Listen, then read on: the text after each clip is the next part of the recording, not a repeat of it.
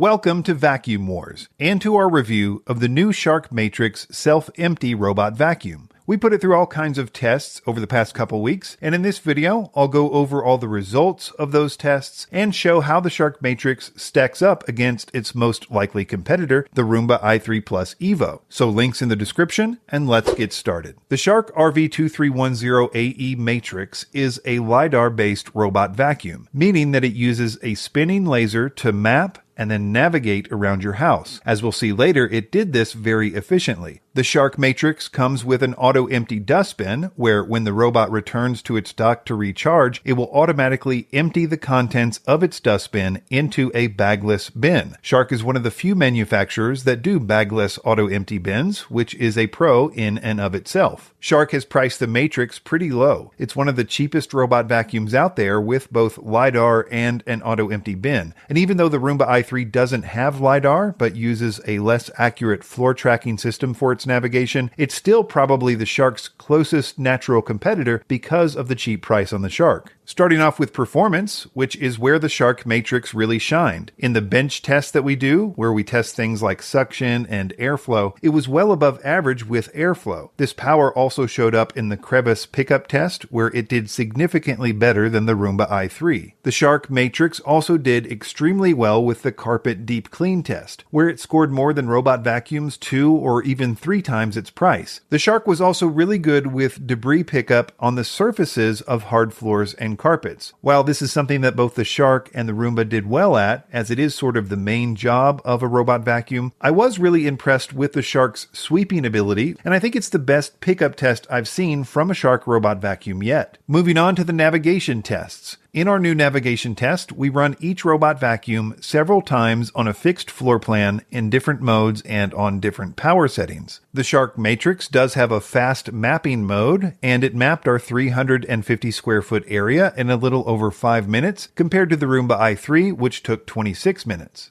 We also measure their navigation efficiency, meaning how fast a robot cleaned an area, as well as how many square feet it covered during that time. And the Shark covered about 15% more area than the Roomba, and did so about 28% faster. So the LiDAR navigation really seemed to make a difference here for the Shark. We also measure battery efficiency during these tests, and we found that the Roomba, on its 1 power setting, got an average of 1.41 minutes of runtime per battery life percentage point. And the Shark got slightly less when its 3 power levels were averaged at 1.29 minutes per percentage point. But even though the Roomba had better battery efficiency, it wasn't enough to make up for its less efficient navigation. So the math works out to the Roomba i3 being able to get 820 square feet per charge versus 1,000 square feet per charge on the Shark. But take those numbers with a grain of salt, since there are so many variables. And in any case, they both have a feature called recharge and resume, where if its battery does run out, it will simply return to its base, recharge, and then resume right where it left off on the map.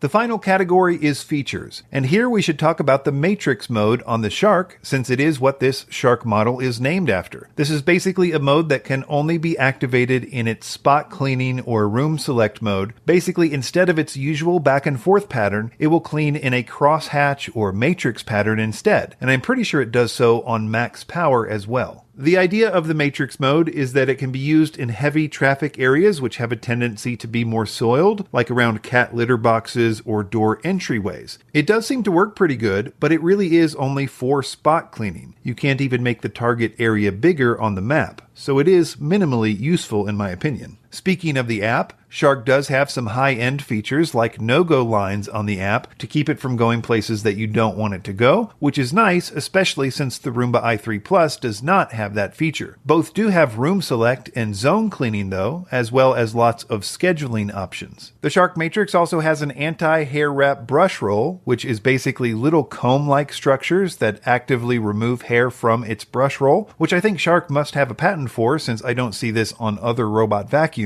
And while I love this feature on Shark's upright and cordless vacuums, I've never really noticed that much of a difference with it on robot vacuums. In conclusion, I think that the Shark Matrix is Shark's best performing robot vacuum yet, in terms of power, carpet and hard floor performance, and navigation. And it's an excellent value for its price. In our scoring system, it beat out the Roomba i3 Plus Evo with no troubles. Links in the description, and be sure to subscribe to Vacuum Wars before you leave. Thanks for watching.